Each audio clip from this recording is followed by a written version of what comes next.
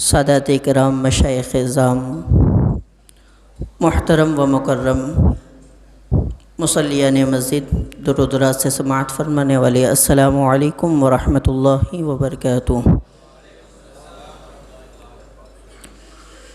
الحمد للہ الذی خلق الانسان وعلمہ البیان وجعل له روحا لا تفنى في حين من الأحيان ومن علينا بثروة الإيمان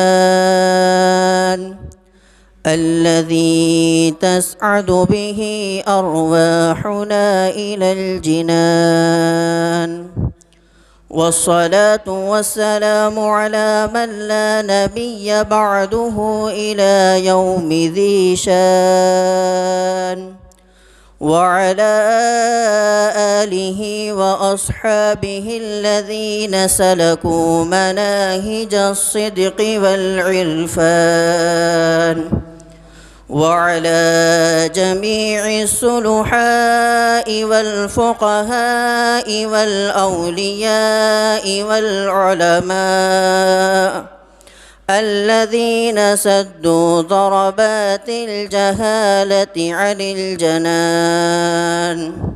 أما بعد، فقد قال الله تبارك وتعالى في القرآن العظيم والفرقان الحميد: فأعوذ بالله من الشيطان الرجيم، بسم الله الرحمن الرحيم. ومن الناس من يشتري لهو الحديث ليضل عن سبيل الله بغير علم ويتخذها هزوا، أولئك لهم عذاب مهين. بسم الله الرحمن الرحيم.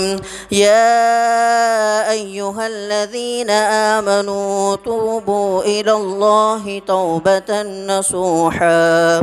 صدق الله مولانا العظيم، وصدق رسوله النبي الأمين المتين المبين الكريم، ونحن على ذلك لمن الشاهدين والذاكرين، والحمد لله رب العالمين. چمنستان رضویت کے مہکتے پھولوں، شمع رسالت کے پروانوں، حیدر قرار کے شیدائیوں، غوث اعظم کے دیوانوں، خواجہ غریب نواز کے متوالوں، مرکز اہل سنت فاضل بریلوی کے ماننے والوں، مسلک اعلیٰ حضرت پر چلنے والوں، آئیے آپ اور ہم مل کر سب سے پہلے سبز گنبد میں آرام فرمانے والے آقا، بے سہاروں کا سہارا، غریبوں کا ماوا، یتیموں کا ملجا، بے کسوں کا کس، بے بسوں کا بس، سیاح لامکاں، مالک انس و جاں، سید المرسلین طہ و یاسین، شہنشاہ ذی وقار، کائنات کے اولی فصل بہار، عرب کا ناقہ سوار، جناب احمد مجتبیٰ محمد مصطفیٰ صلی اللہ تعالیٰ علیہ وسلم کے دربار عالی جہاں میں نہایت ہی عقیدت و محبت کے ساتھ اپنی غلامی کا ثبوت دیتے ہوئے درود پاک پڑھ لیجیے. اللہم صلی علی سیدنا شفیعنا و ملجانا و مولانا محمد وبارک وسلم. صلاۃ والسلام علیک یا رسول اللہ صلی اللہ تعالیٰ علیہ وسلم. اعلیٰ حضرت عظیم البرکت رہبر شریعت امام اہل سنت ارشاد فرماتے ہیں کہ دن لہو میں کھونا تجھے، شب صبح تک سونا تجھے. دن لہو میں کھونا تجھے، شب صبح تک سونا تجھے. شرم نبی خوف خدا یہ بھی نہیں وہ بھی نہیں. رزق خدا کھایا کیا، فرمان حق ٹالا کیا.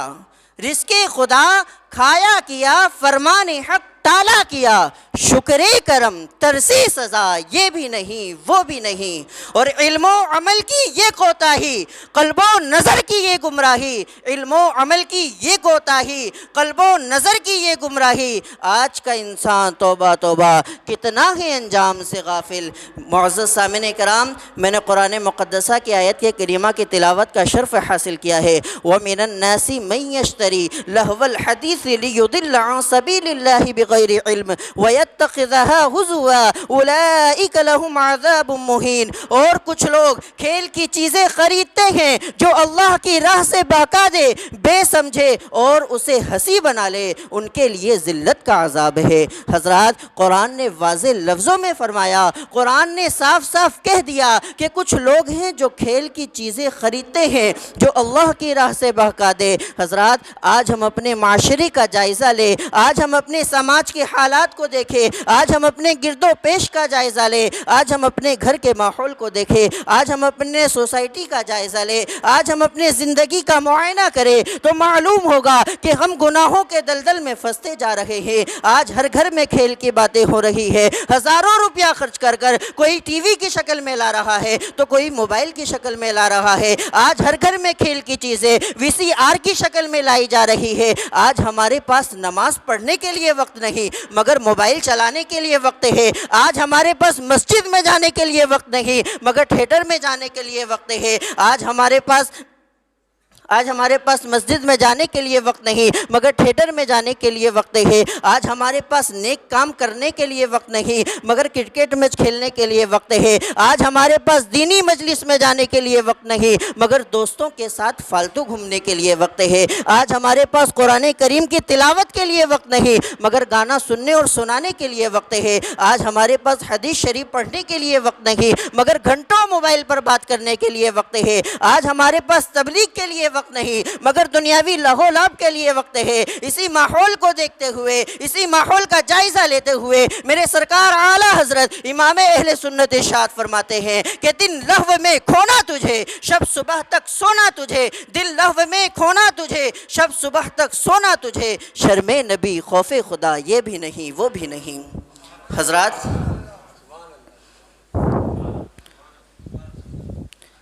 آج دنیا میں انگریزی تعلیم پھیل رہا ہے، انگریزی تہذیب و تمدن پھیل رہا ہے، دینی تعلیم سے لوگ دور ہوتے جا رہے ہیں، اپنے بچوں کو دینی تعلیم سے دور رکھتے ہیں، دنیاوی تعلیم دینا باعث فخر سمجھتے ہیں، اپنے بچوں کو انگلش میڈیم میں پڑھانا اپنا وقار سمجھتے ہیں۔ آج سماج کے لوگ دینی تعلیم سے دور ہو رہے ہیں، دینی تعلیم کو وقیانوسی تصور کرتے ہیں۔ آج سماج کے لوگ دینی تعلیم اپنے بچوں کو دلانے کی کوشش نہیں کرتے لیکن انگریزی تعلیم دلانے کے لیے ایڑی سے چوٹی کا زور لگاتے ہیں، انگریزی تعلیم دلانے کے لیے ہر ممکن کوشش کرتے ہیں، انگریزی تعلیم دلانے کے لیے ڈونیشن کے نام پر لاکھوں روپے رشوت دیتے ہیں۔ انگریزی تعلیم دلانے کے لیے مائیں اپنے بچوں کو لے کر کرسچن اسکول کے سامنے گھنٹوں کھڑی رہتی ہے، روزانہ صبح دلہا کی طرح سجا کر اپنے بچوں کو اسکول پہنچاتی ہے اور بچوں کو لینے کے لیے اسکول پہنچ جاتی ہے۔ برادران ملت اسلامیہ،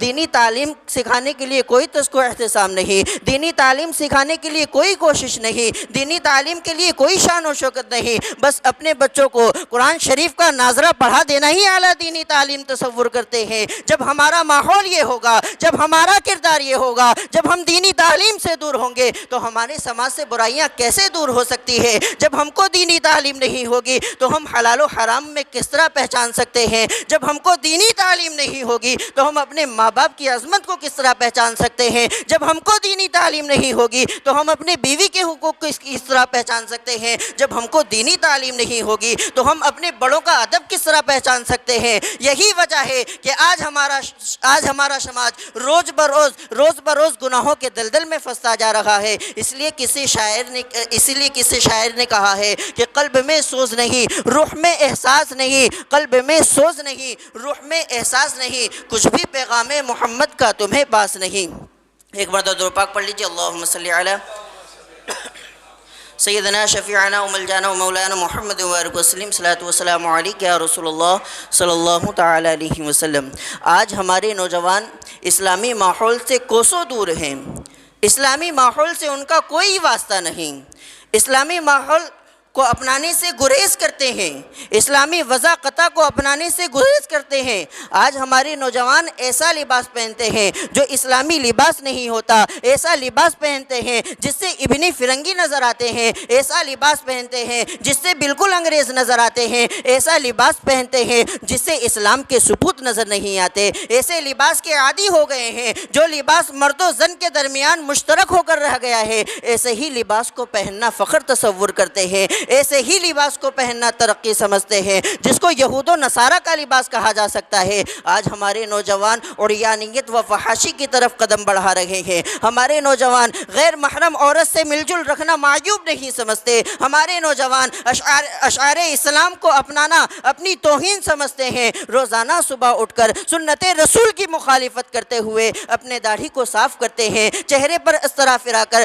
داڑھی کا صفایا کر دیتے ہیں، داڑھی کے ساتھ ساتھ مونچھ کو بھی رخصت کر دیتے ہیں، پھر شکل ایسی ہو جاتی ہے کہ پہچاننا مشکل ہوتا ہے کہ عورت کا چہرہ ہے یا مرد کا، مسلم کا چہرہ ہے یا مشرک کا۔ ہمارے نوجوانوں کو ذرا بھی احساس نہیں کہ روزانہ داڑھی منڈا کر اللہ تبارک و تعالیٰ کی نافرمانیاں کر رہے ہیں، ہمارے نوجوانوں کو ذرا بھی احساس نہیں کہ روزانہ داڑھی منڈا کر حرام کاری کے مرتکب ہو رہے ہیں۔ داڑھی منڈانا بالاتفاق حرام ہے، داڑھی منڈانا سخت گناہ ہے، داڑھی منڈانا اللہ اور اس کے رسول کو ناراض کرنا ہے، داڑھی منڈانا اشعار اسلام کے خلاف ہے، داڑھی منڈانا اشعار اسلام کے خلاف ہے، داڑھی منڈانا غیرت مردانگی کے خلاف ہے، لیکن ہمارے نوجوانوں کو ذرا بھی احساس نہیں، ذرا بھی خدا کا خوف نہیں، ذرا بھی نبی کا پاس نہیں کہ مرنے کے بعد اللہ اور اس کے رسول کو کیا دکھائیں گے۔ اس لیے علامہ اقبال نے کہا ہے کہ قلب میں سوز نہیں، روح میں احساس نہیں، قلب میں سوز نہیں، روح میں احساس نہیں، کچھ بھی پیغام محمد کا تمہیں پاس نہیں۔ ایک مرتبہ درود پاک پڑھ لیجیے، اللہم سیدنا شفیعنا و ملجانا مولانا محمد مبارک وسلم، صلاۃ و السلام علیک یا رسول اللہ صلی اللہ تعالی علیہ وسلم۔ میں نے قرآن پاک کی دوسری آیت کریمہ کی تلاوت کا شرف حاصل کیا تھا، یا ایھا الذین آمنوا توبوا الی اللہ توبۃ نصوحا، اے ایمان والو اللہ تبارک و تعالیٰ کی طرف ایسی توبہ کرو جو آگے کو نصیحت ہو جائے۔ حضرات، اس آیت کریمہ میں توبۃ نصوحا قابل غور جملہ ہے۔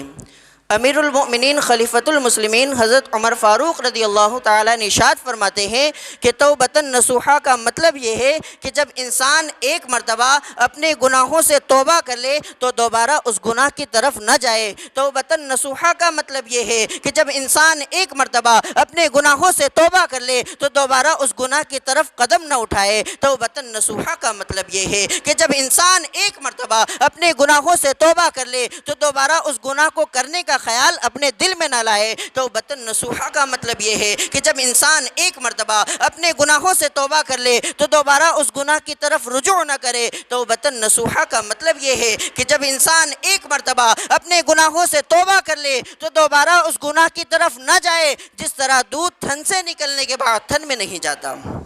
حضرات، یاد رکھیے دنیا فنا ہونے والی ہے، دنیا کی ہر شے فانی ہے، دنیا میں کوئی چیز باقی رہنے والی نہیں۔ یہ اونچے اونچے مکانات فنا ہو جائیں گے، یہ فلک بوس پہاڑیں ختم ہو جائیں گے، یہ اونچے اونچے تناور درخت کا وجود مٹ جائے گا، دنیا کے بڑے بڑے نامور بادشاہوں کے نام و نشان باقی نہیں رہیں گے، بڑے بڑے طاقتور جنگجو انسان کا وجود مٹ جائے گا، دھن اور دولت فنا ہو جائے گی، یہ دنیا کی شان و شوکت فنا ہو جائے گی۔ گویا کہ دنیا میں کوئی چیز باقی رہنے والی نہیں۔ اگر کوئی چیز باقی رہنے والی ہے تو وہ ہے اللہ اور اس کے رسول کی محبت، اگر کوئی چیز باقی رہنے والی ہے تو وہ ہے نیک اعمال، اگر کوئی شے باقی رہنے والی ہے تو وہ ہے خوف خدا، اگر کوئی چیز باقی رہنے والی ہے تو وہ ہے گناہوں سے توبہ کر کے اس پر قائم رہنا۔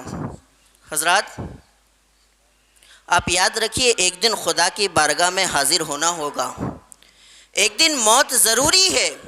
قیامت کے دن ایک ایک چیز کے بارے میں پوچھا جائے گا۔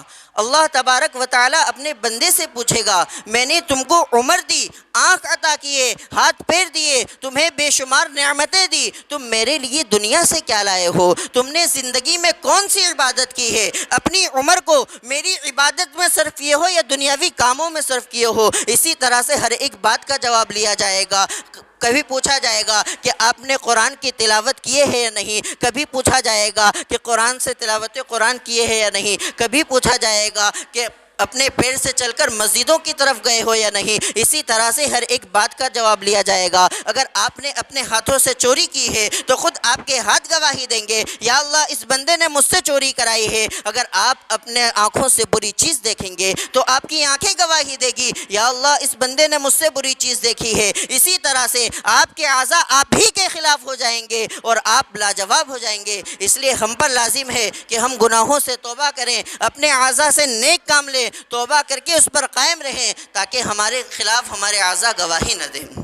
حضرات, یہ اللہ تبارک و تعالیٰ کا احسان عظیم ہے کہ بندہ گناہ کرتا ہے, کسی گناہ کا مرتکب ہو جاتا ہے, پھر صدق دل سے اللہ تبارک و تعالیٰ کی بارگاہ میں توبہ کرتا ہے تو اللہ تبارک و تعالیٰ اس کے تمام گناہوں کو معاف عطا فرماتا ہے. اور جو توبہ کر کے اس پر قائم رہتا ہے تو اللہ تبارک و تعالیٰ اس سے بہت خوش ہوتا ہے.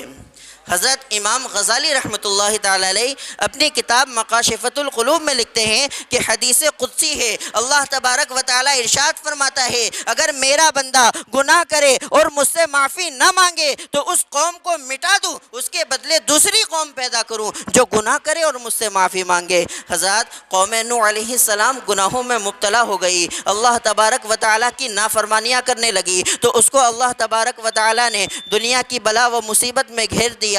بارش بند ہو گئی, قحط پڑ گیا, ان کی عورتیں بانجھ ہو گئی. مجبور ہو کر وہ قوم نوح علیہ السلام کی خدمت میں حاضر ہوئے اور عرض کرنے لگے, یا قوم نوح علیہ یا نوح علیہ السلام, ہم مجبور ہو گئے ہیں. وہ قوم مجبور ہو کر حضرت نوح علیہ السلام کو دعا کرنے کی درخواست کی. حضرت نوح علیہ السلام نے ارشاد فرمایا کہ اے لوگو, اگر تمہیں پریشانی سے چھٹکارا چاہیے تو اللہ تبارک و تعالیٰ کی بارگاہ میں توبہ و استغفار کرو, صدق دل سے اللہ تبارک و تعالیٰ کی بارگاہ میں توبہ کرو تو اللہ تبارک و تعالیٰ تمہاری تمام پریشانیوں کو دور کر دے گا, کیونکہ توبہ اللہ تبارک و تعالیٰ کی طرف سے بندوں کے لیے بہت بڑی نعمت ہے. وآخر دعوانا ان الحمد للہ رب العالمین. السلام علیکم ورحمۃ اللہ وبرکاتہ.